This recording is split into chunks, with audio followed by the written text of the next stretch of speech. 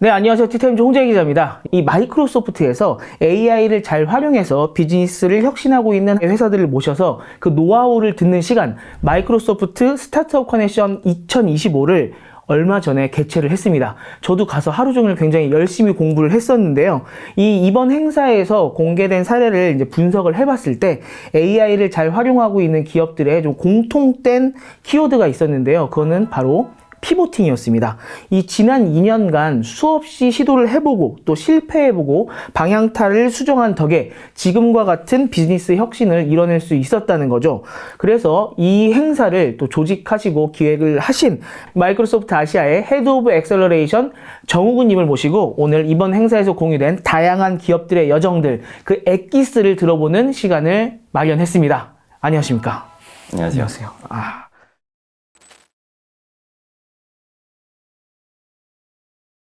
저도 가서 들었었는데 굉장히 성황리에 행사 개최됐습니다. 실제로 어떤 것들을 지금까지 한 2년 정도 되는 기간 동안에 경험을 하셨는지 그런 것들을 말씀해 주시고 공유해 주시는 행사였고요.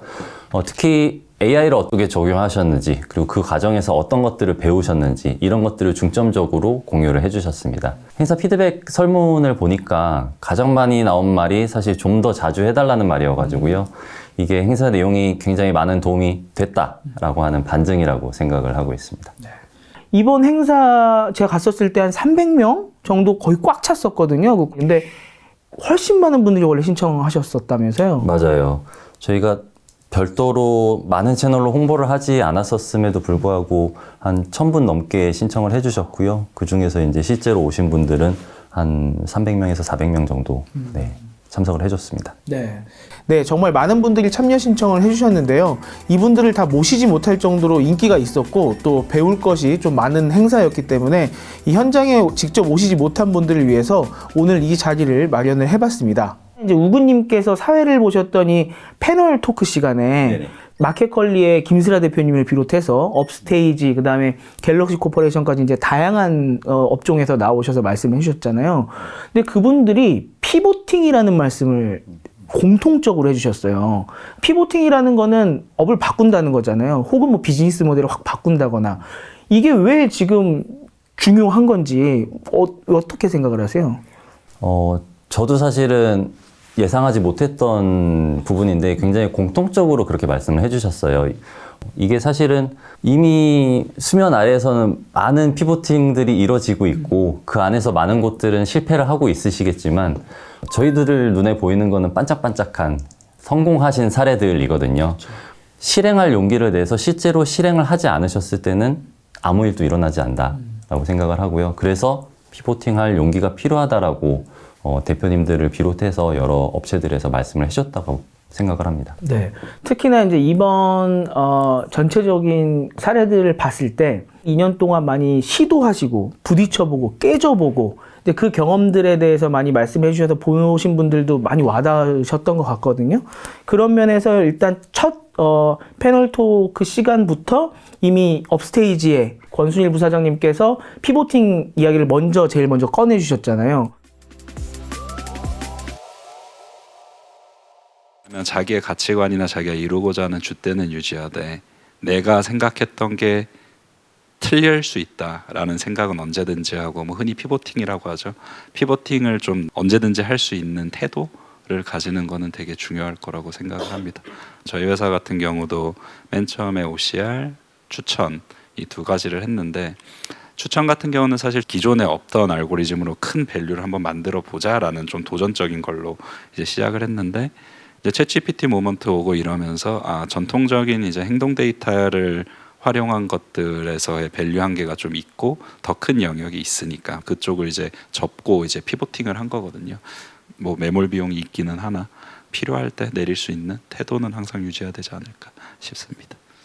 저희가 특정한 문제를 풀기 위해서 창업을 하잖아요. 피보팅을 하더라도 그 본질을 틀지는 말자라는 말씀으로 저는 해석을 했습니다.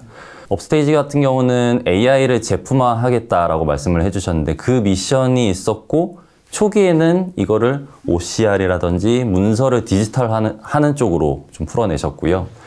거기에 집중했던 역량을 지금은 동일한 미션 하에 솔라라든지 자체 개발 SLM을 가지고서 도메인 특화되어 있는 그 가능한 AI 제품화에 집중을 하고 있으시고 이미 글로벌하게 엄청나게 지금 성공을 이루고 있으시거든요. 갤럭시 코퍼레이션 같은 경우도 굉장히 피보팅을 좀 다이내믹하게 하고 계신 스타트업이십니다. 현재도 여전히 진행 중이시고요. 최용호 최고 행복 책임자님께서 말씀을 해주셨는데요. 그 부분을 잠깐 같이 보시면 좋을 것 같습니다. 네, 한번 보고 오시죠. 80억 인구가 갖고 있는 근본적인 고민 중에 하나가 삶과 죽음이라고 생각하거든요. 그래서 저희가 3년 전부터 했던 게 돌아가셨던 김자옥 배우님, 듀스의 김성재님, 또 송혜 선생님, 저희는 소속 연예인분이 살아계신 분과 돌아가신 분들이 소속되어 있거든요. 사람이 살다 보면 가장 소중한 사람이 갑작스럽게 떠날 때가 오는데 그런 상황이 왔을 때 이런 AI 기술이 도와준다면 우리 AI 기술이 의미 있지 않을까?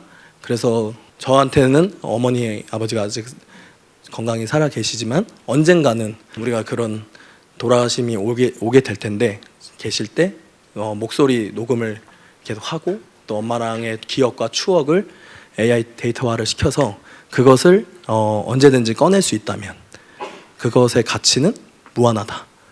저희는 그것을 실험하고 있습니다.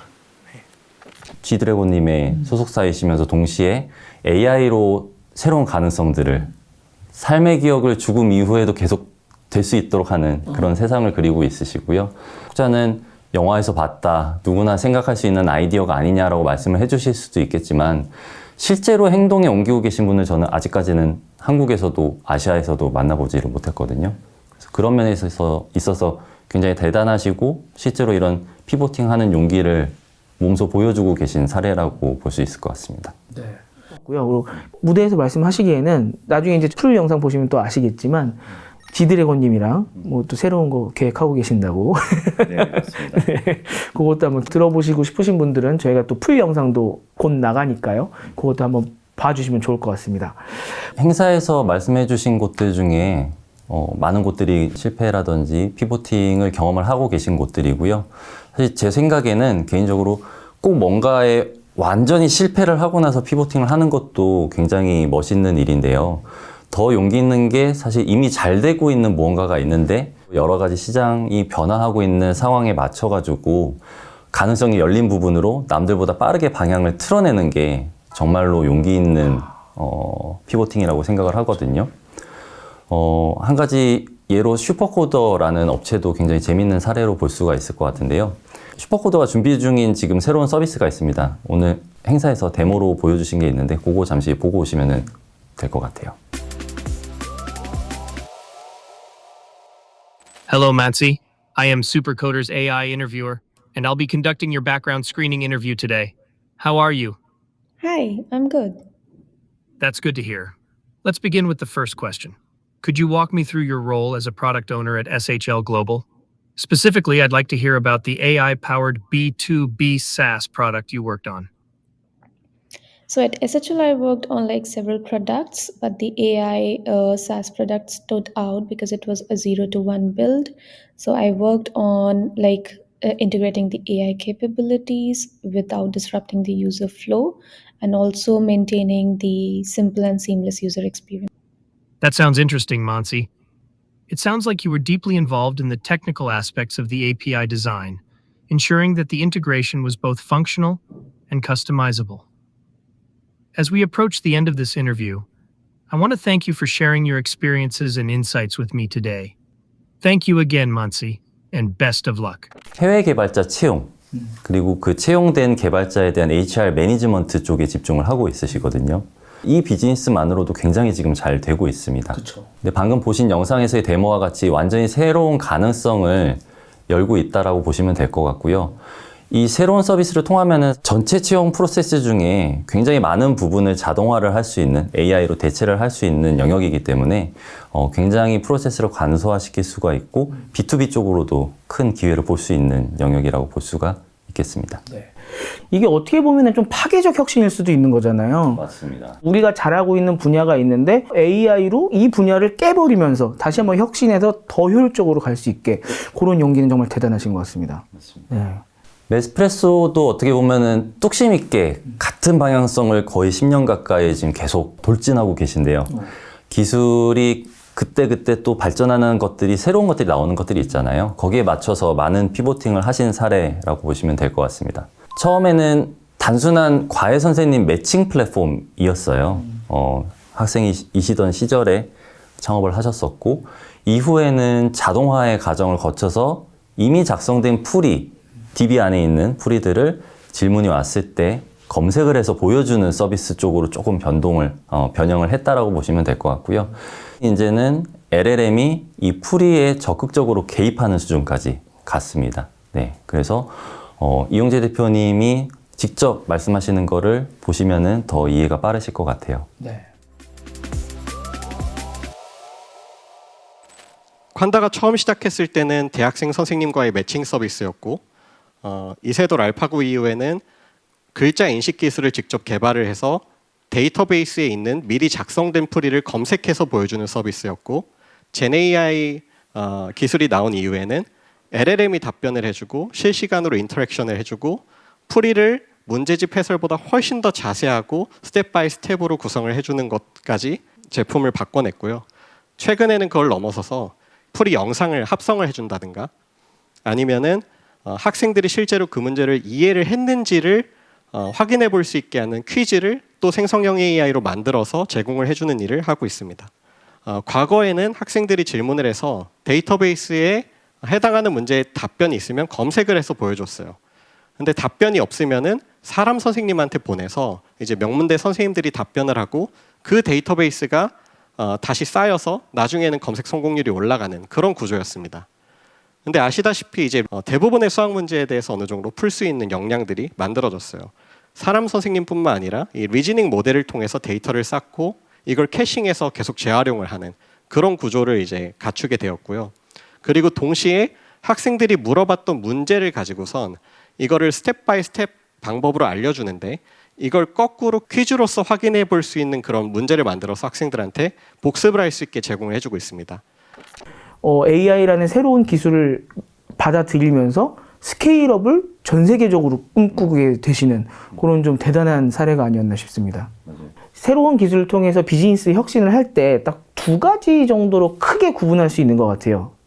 일단은 이제 우리가 이 기술을 어떻게 사용해야 될까? 그거는 뭐 어떻게 보면 내부적인 혁신일 수도 있을 것 같고요. 또 하나는 사용자가 뭐가 필요할까? 그러니까 내가 이 새로운 기술로 사용자한테 어떤 새로운 혁신을 전달해 줄까? 이 두 가지로 좀 갈리는 것 같은데 일단 처음으로 꼽을 수 있는 이 기술을 어떻게 사용해야 될까에 대한 고민에 있어서 그 컬리의 김슬아 대표님이 굉장히 좀 와닿는 단어를 사용해 주셨는데 기회 요인이라고 말씀해 주셨어요. 요 기회 요인이 뭔지, 그 다음에 기회 요인은 어떻게 이렇게 발견해야 되는지 요거에 대해서 좀 설명 부탁드릴게요. 김슬아 대표께서 가장 강조하셨던 부분이 현업. 여기서 현업은 그 사용자에 대해서 가장 잘 이해하고 있는 분들, 그리고 내부적으로 해당 업무, 해당 내부 조직이나 프로세스를 가장 잘 이해하고 있는 그런 사람들이 AI를 적용을 해야 되고 리딩을 해야 된다라고 말씀을 하셨어요. 그래서 이 현업 담당자들의 AI 리터러시가 중요하다라고 말씀하십니다. 그래서 교육에 힘을 굉장히 많이 쓰고 있으시고 이거를 통해서 현업 담당자가 주도적으로 AI 기술을 접목할 수 있게, 왜냐하면 AI 기술이 어떤 게 가능한지에 대해서 이해를 하고 계셔야지 실제 이거를 풀어야 될 문제에 적용을 하는 거에 대해서 본인이 아이디어를 내시고 리딩을 하실 수가 있기 때문에 이전에는 불가능하다라고 생각했던 여러 가지 문제들을 개선한다라든지 해결해 나갈 수가 있는 그런 방식이 현업들을 교육해가지고 현업들이 리딩하는 방식으로 가야 된다라고 말씀을 해주셨어요. 오히려 비용 관점에서나 팀 입장에서 가장 내일을 많이 줄여줘서 생산성이 엄청나게 올라갔다 하는 부분들은 생각을 잘 못하시는 부분들입니다. 예를 들어서 저희 물류센터에 들어오는 하루에 차량이 수천 대인데 이 수천 대 중에서 뭐 많은 수, 뭐 한 몇 % 이상이 기존의 입고 가이드라인을 지키지 못해서 돌아가세요. 들어올 줄 알았던 물건이 안 들어오면 저희가 이제 출고를 못하는 상황이 발생을 하기 때문에 이제 이 이슈를 해결하기 위해서 기존에는 교육을 열심히 했습니다. 협력사들한테 이런 규격을 맞춰서 가지고 오셔야 저희가 입고가 가능하니 꼭 지켜주십시오 하고서 이제 입고 가이드라인 배포하고 뭐 교육도 하고 여러 가지를 했는데요. 딱 들어보셔도 아시겠지만 이게 협력사가 수만 군데인데 이거 안 지키는 분들 정말 많을 거잖아요.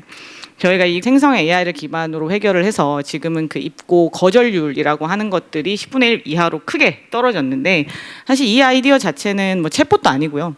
별다른 기술은 아니었고 입고 담당자가 이걸 어떻게 하면 사진으로 인식해서 그 미리 협력사들이 사진 찍어서 확인한 다음에 들어오게 할 수 있을까라는 아주 단순한 아이디어에서 시작이 됐는데 이제 이런 케이스들이 현업에 있는 담당자들이 진짜 우리가 풀고 싶은 문제는 있는데 지금까지 풀지 못했다면 생성 AI라는 기술을 활용해서 어떻게 풀 수 있을까 해서 나왔던 굉장히 좋은 혁신 사례라고 생각을 합니다. 그래서 기술을 과시하기 위함이 아니라 진짜 우리가 풀고 싶었던 문제, 이 문제들을 어떻게 풀 수 있는지에 대해서 좀 설명을 잘 해주신 것 같고요. 또 있었습니까?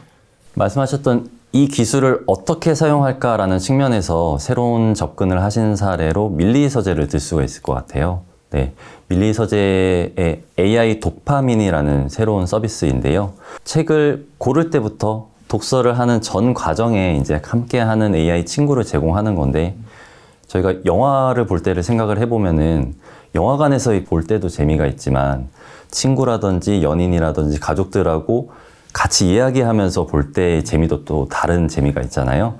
고를 때에도 대화를 나누고 실제 보면서도 대화를 나누는 그런 약간 친구를 제공하는 서비스라고 보시면 될 것 같습니다. 한번 말씀 들어보시죠. 네.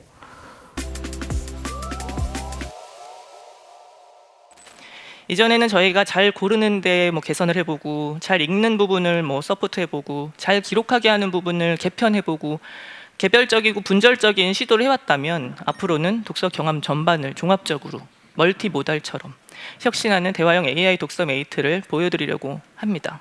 그래서 AI 도파민과의 대화를 통해서 추천을 받아서 읽을 책을 고르고 그리고 그 책을 읽으면서 바로바로 질문하고 내가 질문한 내용은 책 속에서 찾아주는 형태의 그런 독서 경험을 하실 수 있게 되고요. 책을 다 읽은 뒤에는 대화 기록을 통해서 나만의 인사이트를 남겨주는 독서의 한 사이클을 완성할 수 있게 됩니다.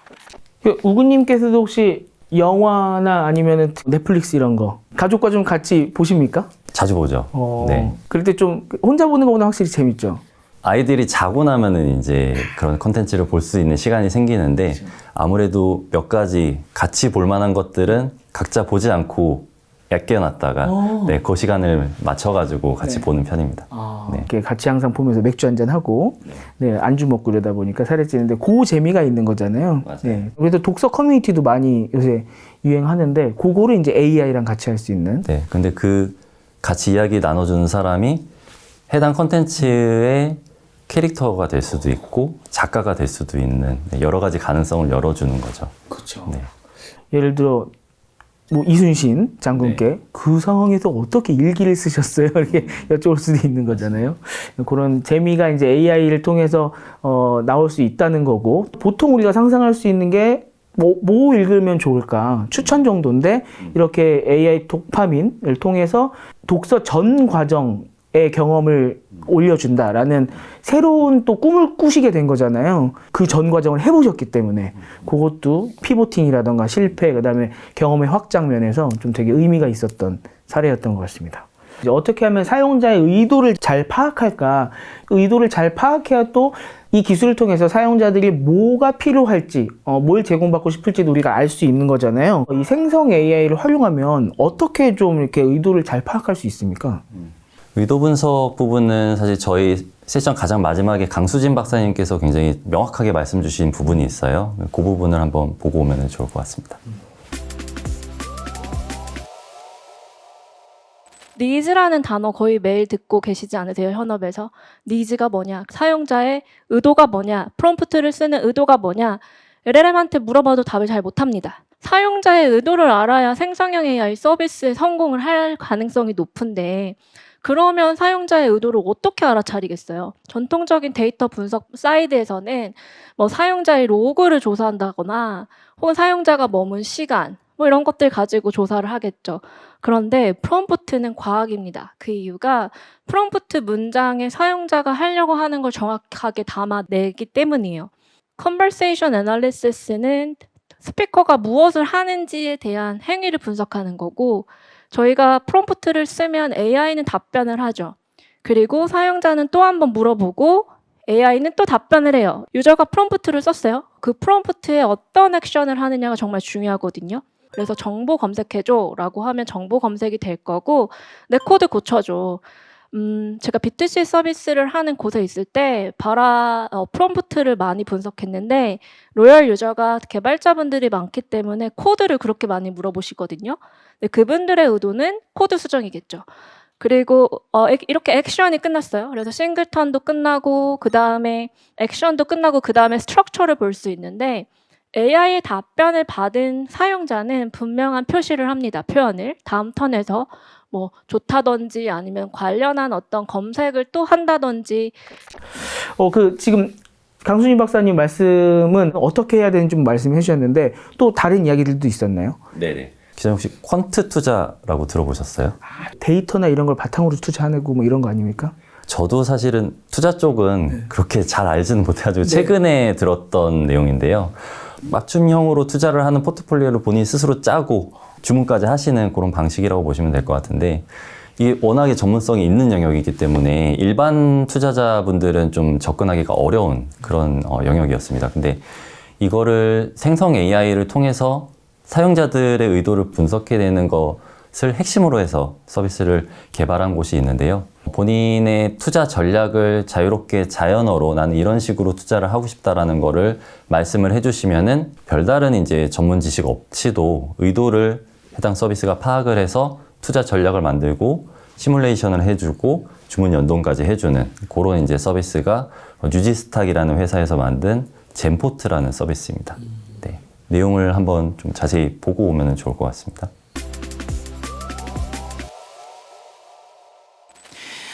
최근에 우리나라에서는 ETF 시장이 굉장히 빠르게 성장하고 있잖아요. 미국은 이미 그런 시대가 과거에 지났고, 한 2017년, 2020년부터는 개인이 직접 자신만의 투자 전략을 만드는 시대가 ETF 시장보다도 빠르게 성장하고 있습니다. 저희는 그런 서비스를 2017년부터 국내에서 하고 있고요. 쉬운 UI UX 기반으로 자신만의 투자 전략을 만들고 백테스트하고 주문 연동하고 타인과 알고리즘을 공유할 수 있는 그런 전반적인 플랫폼을 제공한다라고 볼 수 있겠습니다. 한 10만 명 정도 이상의 유저가 활용하고 있고, 그들이 직접 본인만의 알고리즘을 만든 숫자가 500만 개를 넘겼습니다. 미국 주식시장은 굉장히 크고 한국 주식시장은 그보다 훨씬 작고, 또 한국에서 퀀트 투자하는 인구는 훨씬 작습니다. 그래서 10만 명이라는 유저는 이미 대부분의 한국에 있는 퀀트 투자자를 데리고 왔다고 봐도 무방합니다. 그럼 저희는 어떻게 서비스를 확장할 수 있을 것이냐의 고민 끝에 AI를 만나게 됐는데요. 펀더멘탈이 뭔지, 그러니까 PBR이 뭔지, 아니면 기술 지표에서 RSI가 뭔지, 이런 다소 전문적인 내용을 알아야 활용할 수 있는 서비스였는데요. 작년에 론칭한 젠포트 AI라는 서비스를 통해서는 텍스트만으로 자기가 원하는 전략을 만들 수 있게 됐습니다. 그래서 텍스트로 원하는 전략을 치면 시뮬레이션부터 주문 연동, 그리고 마켓플레이스에 올리는 작업까지 AI가 다 해주고 있습니다. 정말 고액 자산가가 아니면 이게 1대1로 누가 이야기 잘 안 해주잖아요. 내 의도를 들어주지도 않고 내 돈을 그렇게 잘 관리해주지도 않고. VIP실에서 1대1로 이렇게. 그렇죠. 네. 그런 면에서도 굉장히 좀 재밌는 사례였고, 어떻게 하면 AI를 활용할 수 있는지도 여러분들께서도 한번 좀 아이디어를 얻어보시면 좋을 것 같습니다. 네, 이번 이벤트에 워낙에 많은 시도를 해보시고 인사이트를 갖고 계신 분들이 연사로 오셨기 때문에 제가 좀 많이 끌어내보고 싶었던 게, 이분들은 과연 짧은 미래에 어떤 것들을 본인들의 전문성이 있는 분야에서 해보고 싶으실까? 어떤 미래를 그리고 있으실까라는 거가 궁금했어요. 그래서 그런 부분들을 좀 많이 끌어내보려고 했고요. 저희 패널 토크에서 컬리의 김수라 대표님이 굉장히 흥미로운 말씀을 해주신 게 있어요. 그 부분을 먼저 한번 좀 보시면 좋을 것 같습니다. 보시죠. 저희가 풀지 못하는 몇 가지 이슈들이 있습니다. 예를 들면 여전히 물건은 고객의 취향과는 다르게 동일하게 생산이 되고요. 고객이 원하는 걸 우리가 맞춰서 생산을 해주면 될 일인데 결국 지금의 시스템에서는 이게 불가능하기는 하거든요. 제조사들과 함께 어떠한 종류의 데이터를 공유를 해서 훨씬 더 온디맨드로 생산하는 게 AI를 활용하면 가능하지 않을까 뭐 이런 생각도 한번 해봅니다. 그 이후에 유저 인터페이스들도 많이 바뀌기는 할 텐데요. 결국 가장 근원적으로 지금까지 어떤 유통도 풀지 못했던 문제는 만들어 놓은 거 갖다 팔아야 되는 이슈인데 그걸 저희가 해결할 수 있다면 이건 완전 또 게임 체인저가 될 것 같고요. 이런 것들이 가능해지려면 그 어떠한 형태의 인터페이스에서의 유저와의 소통이 지금의 형태와는 다르게 훨씬 더 많은 인풋을 받아서 그 앞쪽 전반 저희가 운영하는 모든 영역에서 고객에게 좀 더 맞는 형태의 서비스를 제공할 수 있는 그날이 분명히 오지 않을까 하고 생각을 하고 있습니다. 이 속도를 봤을 때 엄청나게 많이 변할 거라고 생각하고 미리미리 좀 준비를 해두는 건 무조건 필요하겠다라고 생각하고 있어요. 와, 근데 저는 이 부분은 생각지도 못했던 부분이에요. 뭐 추천 이런 거는 많이 생각들을 하고 맞아요. 이야기하는데 이 부분은 대단한데요? 온디맨드 생산이라고 네. 말씀을 해주셨잖아요. 기획부터 생산하고 또 유통 거쳐서 소비자한테 가는 그 전체적인 흐름에 있어서 바꿀 수 없는 건 이미 대량 생산된 제품을 가지고서 이거를 정말로 필요로 하는 소비자들과 잘 매칭을 해주는 게 지금의 유통이라고 한다면은 애초에 사용자들이 소비자들이 원하는 거를 맞춰서 생산을 하게 되는 그런 미래가 올 거라는 말씀을 그런 초개인화의 미래를 말씀을 해주신 것 같아요. 이게 보통은 고정 변수라고 하잖아요. 네. 고정 변수는 일단 놓고 생각해야 되는데 김슬아 대표님은 그걸 바꾸신다는 거잖아요. 맞아요. 생태계 자체를 바꿀 수 있을 것 같아. 라는 용기를 갖고 계시는 거잖아요. 맞습니다.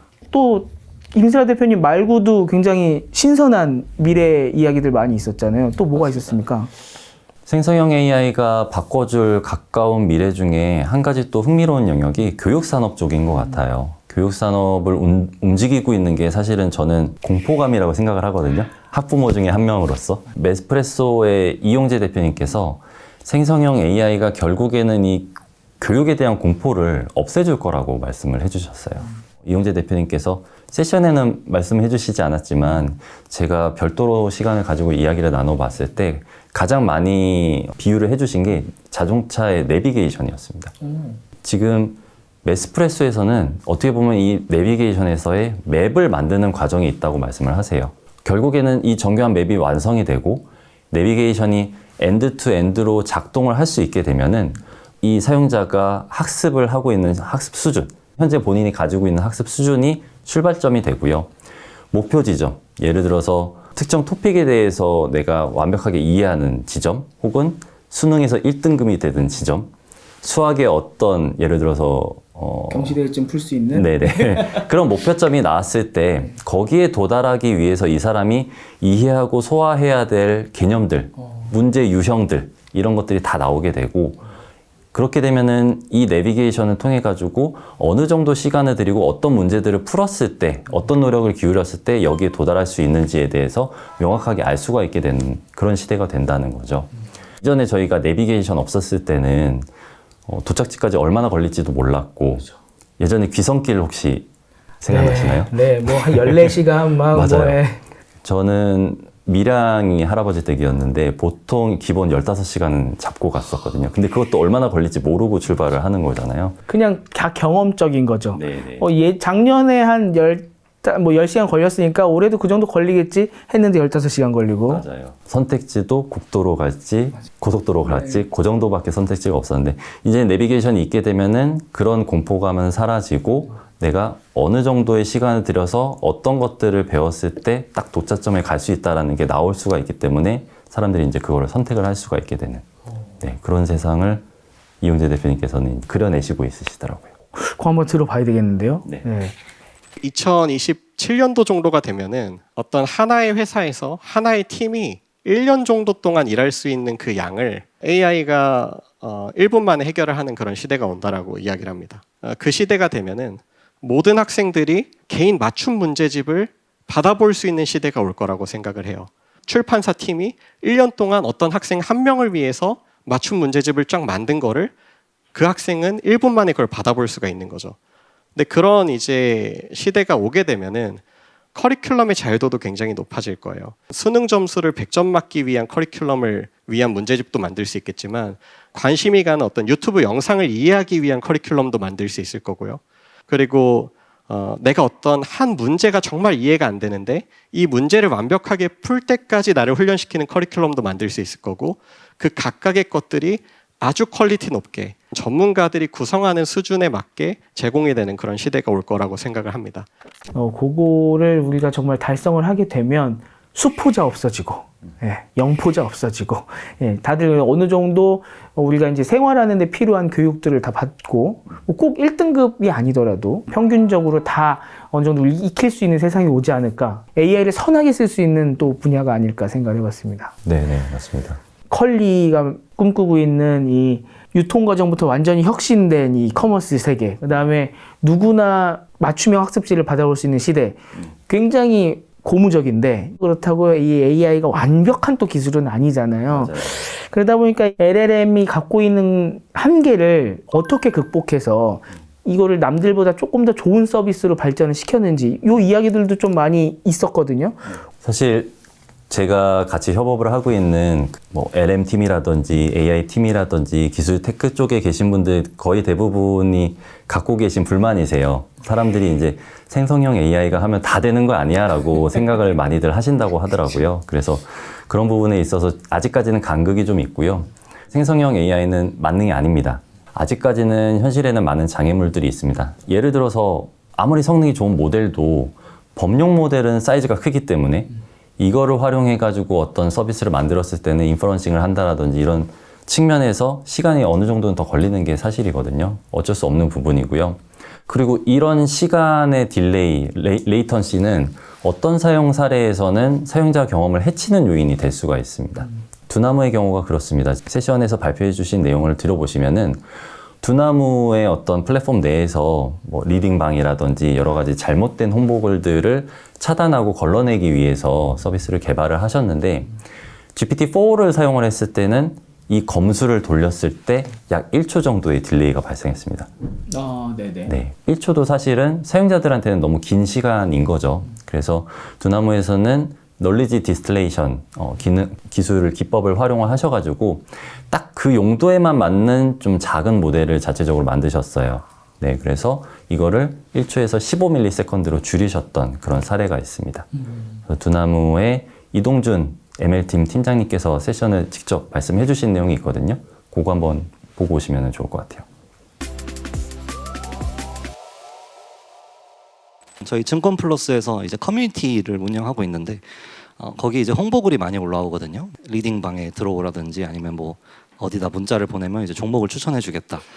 뭐 이런 홍보글들을 이제 탐지하고 차단하는 게 이제 저희 팀의 미션이었습니다. 이 홍보글 분류를 위해서 놀리지 디스틸레이션을 사용했고 그걸 위해서 먼저 GPT-4를 가지고 이제 학습 데이터를 생성했습니다.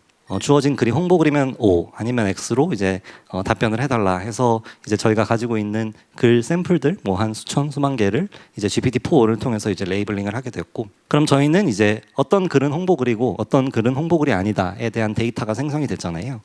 그래서 그 데이터를 가지고 O인지 X인지 분류하는 모델을 이제 버트 기반으로 학습시켰습니다. 이제 홍보글을 분류하는 데 있어서 이 GPT-4 미니로 하게 되면 평균적으로 글 하나를 처리하는데 한 1초 정도가 걸립니다.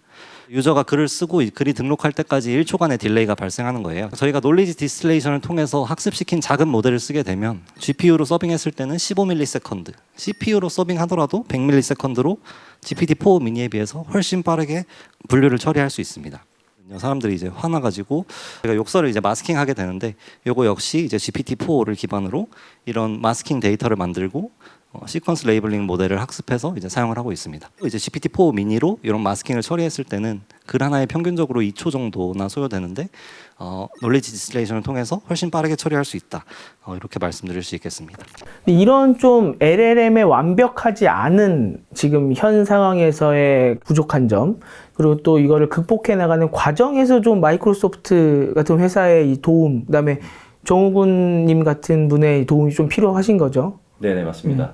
그래서 방금 말씀 들으셨던 두나무의 사례와 같이 여러 가지 저희가 극복해야 될 그리고 현실적으로 굉장히 쉽게 또 그 워크라운드를 찾을 수 있는 것들이 많이 있습니다. 그래서 저희 같은 경우는 직접 그런 것들을 만드는 빌더는 아니지만 빌더분들과 가장 가까운 곳에서 같이 협업을 하고 있기 때문에 그 방법들에 대해서 같이 고민을 해드릴 수가 있을 것 같아요. 그런 측면에서 정말 많은 스타트업 분들하고 많은 협업들을 하고 있고, 네, 거기에서 또 좋은 결과들을 만들어내고 있습니다. 저희가 오늘 이렇게 말씀을 좀 나누면서 발표에 있었던 내용을 이제 중간중간 좀 보여드렸는데, 이 내용들은 또 전체로 공개가 될 거기 때문에 한번 전체적으로 보시는 것도 또 큰 도움이 되실 것 같고, 지금 소개해드린 회사 외에도 되게 많이 발표를 하셨어요. 그래서 그걸 한번 쭉 사례를 보시면서 직접 적용을 해보실 수 있는 그런 좀 좋은 기회로 여겨주셨으면 좋을 것 같고요. 아까 처음에 말씀해 주셨는데 자주 좀 있으면 좋겠다라는 게 가장 많은 피드백이라고 들었거든요. 네네, 맞아요. 자주 하실 생각이십니까? 이번을 계기로 사실은 정말 자주 이런 기회를 만들어야겠다라는 생각이 들었고요. 그래서 최대한 자주 더 많은 도움이 되는 이야기들을 만들어가지고 전달드릴 수 있도록 하겠습니다. 네. 여러분들도 이렇게 마이크로소프트의 이제 행사, 그다음에 같이 하고 있는 저희 이제 티타임즈 영상을 보시면서 이제 용기도 얻으시고 또 남들이 했던 경험 속에서 또 우리의 새로운 혁신을 발견하셨으면 좋을 것 같습니다. 정우근님은 또 한번 모셔보도록 하겠습니다. 네. 오늘 고생 많으셨습니다. 감사합니다. 감사합니다.